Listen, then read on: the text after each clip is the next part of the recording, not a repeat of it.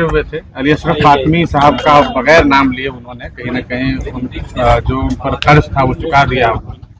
अब्दुल बारी सिद्दीकी साहब भी एक नेता हैं, उन्होंने भी ओवैसी साहब को कहीं ना कहीं बीजेपी की मददगार बताने का प्रयास किया है। किस तरीके से देख रहे हैं? अब देखिए, ओवैसी साहब पे बीजेपी का मददगार होने या बी टीम या एजेंट होने का आरोप कौन लोग लगा रहे हैं? जो लोग 2020 में दोनों बाप बेटा भाजपाई पट्टा पहन के पूरा बिहार घूम रहे थे, है ना। और दूसरी तरफ सिद्दीकी साहब सीनियर लीडर है। हम लोग नहीं चाहते हैं बोलना, लेकिन इन लोग का कुकर्म ऐसा है ना कि मजबूरी में मुंह खोलना पड़ता है। अब देखिए, कल परसों से न्यूज चैनल पे चल रहा है कि सिद्दीकी साहब का बेटा पीके का फैन।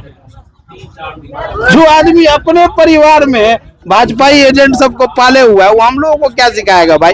बैरिस्टर असदुद्दीन ओवैसी की हैसियत टिकट बांटने वाले की है, और फातिमी सिद्दीकी, फैयाज और शकील की हैसियत किसी के दरवाजे पर कटोरा लेकर टिकट मांगने वाले की है। दोनों में जमीन आसमान का अंतर है। इस दोनों की तुलना आप कभी नहीं कर सकते। और साफ सुथरी बात। क्या लग रहा है मिथिलांचल में क्या भूमिका रहेगी इस बार? मिथिलांचल में मजलिस मजबूती के साथ काम कर रही है। हमारे राष्ट्रीय अध्यक्ष और हमारे प्रदेश अध्यक्ष का फैसला होगा, और जिन सीटों पर भी चुनाव लड़ने का फैसला होगा हम लोग मजबूती से लड़ेंगे। बड़े बड़े उद्योगपति हैं चुनाव में इस बार मिथिलांचल। अच्छा, एक बात बताइए, किसी के पास पैसा हो तो चुनाव जीत जाएगा क्या? चुनाव जिताने का काम जनता की है। जनता जिसको वोट करेगी वो चुनाव जीतेगा। और वोट बिकता भी है क्या? वोट कोई खरीद भी सकता है क्या? बड़े बड़े धन्ना सेठों को इसी मधुबनी दरभंगा में हारते हुए हम लोगों ने देखा है। आप लोगों ने सुना है ना दरभंगा महाराज का नाम? वो चुनाव हार गए, तो ये 2 कौड़ी के धन्ना सेठ सब क्या है? मधुबनी में वो धन्ना सेठ है, वो लोग क्या है उसके? दरभंगा महाराज के सामने कुछ है? एक से एक निकम्मा लोग दरभंगा मधुबनी में विधायक बन के बैठा हुआ। तो जनता जब ठान लेगी तो हरा देगी, बात खत्म है। और जनता उब चुकी है। जनता को विकल्प चाहिए था, जो विकल्प नहीं था।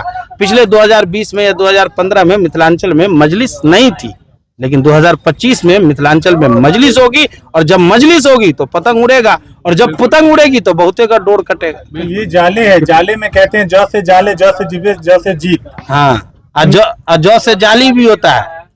ये बात छोड़ दिए, जौ से जाली भी गिनिए, जाली विधायक भी कहिए। ये सब काहे नहीं बोलते हैं भाई? डर लगता है पत्रकार सबको क्या? सरकार एक के थप्पड़ में पूरा दरभंगा का पत्रकार साइलेंट हो गया। बताइए, वो कहते हैं कि हम सरकार है, और ये कैसी सरकार है जो लात घुसा? अरे भाई, कैसा कैसा बड़का सरकार और छोटका सरकार ठुसा गया जेल में, ये कौन सरकार है? ये सब बात काहे बोलते हैं भाई? एक विधायक है, विधायक की अपनी एक सीमित पावर है। उस पावर का नाजायज इस्तेमाल करेंगे तो समय आएगी, जनता बता देगी। जिस जौ से जीवेश और जौ से जाले होता है, उसी जौ से जनता होता है, और वो जनता समय आने पर उसको सिखा देगी। आप कहते हैं, समझ रहे ना? जौ से जाओ भी होता है, इसमें तो जाले की जनता बोलेगी जाओ, जौ से जाओ, खेल खत्म है। चला जाएगा तुम पैदल। आप कहते हैं कि ओवैसी साहब टिकट बांटने वाले हैं, फिर आप भी तो उन्हीं के दरवाजे पर जाते हैं। हम दरवाजे पर इसलिए गए थे, हम दरवाजे पर इसलिए गए थे कि कल होकर कोई नौवीं फेल कहीं पर खड़ा होकर किसी बैरिस्टर को एजेंट ना कहे। हम दरवाजे पर इसलिए गए थे कि कल होकर 18% यानी 2 करोड़ 31 लाख की आबादी को कोई गुमराह न कर सके। हम दरवाजे पर इसलिए गए थे कि जो 4 हमारे भगौड़े बिकाऊ विधायक भाग गए उसका हिसाब जनता ले। हम दरवाजे पर इसलिए गए थे कि कल जब हम अपनों के बीच जनता की अदालत में जाएंगे तो जनता को ये बात पहले से मालूम हो कि गठबंधन कौन नहीं कर रहा। अच्छा सर, आखिरी सवाल की मतलब ओवैसी साहब के सभा में तो भीड़ उमड़ती है, लेकिन वोट में नहीं तब्दील हो पाती। अच्छा, एक बात बताइए, 2020 में 5 सीट कहां से आई थी? ईवीएम घोटाला हो गया था कि ईवीएम हैक हो गया था? जनता ने वोट किया ना। तो आप नहीं मानते ईवीएम हैक होता है? अरे ये सब चीज में क्या रखा? लोगों का दिमाग हैक हुआ अब ईवीएम के चक्कर में पड़े हैं। कितने लोगों का दिमाग हैक है? आप कितनी सीट? अरे भाई, जहां पर मुसलमानों की 70% आबादी है वहां पे भाजपा अगर जीत जाती है तो लोगों का दिमाग है ना हैक है। ये सब चक्कर में मत पड़िए, सीधा सीधा बनिए। जनता मिजाज बना रही है मिथिलांचल में।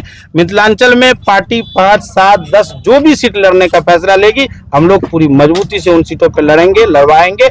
और मिथिलांचल से भी इस मर्तबा मजलिस का परचम पटना पहुंचेगा, और मिथिलांचल में भी हैदराबादी बिरयानी बटेगी, हैदराबादी शिनवारी। आप गारंटी लेते हैं कि पटना तक पहुंच जाएगी? काहे नहीं पहुंचेगी भाई? पिछले बार नहीं पहुंच पाई। अरे पिछले बार लड़ी ही नहीं थी मिथिलांचल में मजलिस। सर, वो सीमांचल की बात कर रहा है। सीमांचल में 5 पहुंचे थे ना, उसके बाद?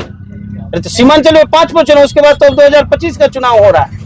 अब सीमांचल के बाद मिथिलांचल, तिरहुत, मगध हर जगह से शेरवानी पहन के लोग पहुंचेंगे। संदेश रहेगा आपका? जाले के जनता को यही कहना है कि देखिए, जो लोग 5 साल तक आपको ठगने का काम कर रहे हैं, उन लोगों से सावधान रहिए और अपना जाली विधायक को हटाइए और अपना विधायक बनाइए जो जनता के लिए और जाले के लिए काम करे। अब जाले जाइए ना, जाले में ऐसा ऐसा रोड मिलेगा आपको कि अगर विधायक जी उस रोड पे चले तो 24 सेकंड में बवासीर हो जाएगा। समझ रहे हैं, ऐसा ऐसा रोड मिलेगा आपको जाले में। हम लोग तो समझते थे कि मधुबनी सबसे घटिया है रोड के मामले में और रोज समीर महासेठ को निकम्मा कहते थे। यहाँ आने के बाद लगा कि नहीं 1% तो इससे ठीक है ना। लोग कहते हैं हैदराबाद की पार्टी है, यहाँ आगे लड़ रही है। अच्छा एक बात बताइए, पार्टी हैदराबाद की है, राहुल गांधी कहाँ के हैं? राहुल गांधी कहाँ के हैं? जाले के हैं, तो नहीं लड़ेगी उसकी पार्टी यहाँ। राष्ट्रीय पार्टी है। कौन सी है? मजलिस क्या है? मजलिस के कार्यकर्ता जितने हैं, मेरा चैलेंज है कि राहुल गांधी अकेले, कांग्रेस अकेले चुनाव लड़े बिहार में और मजलिस अकेले चुनाव लड़े। हम आप लोग सबके सामने चैलेंज कर रहे हैं कि एक सीट, कम से कम एक सीट तो जरूर मजलिस को ज्यादा आएगी कांग्रेस। बिल्कुल।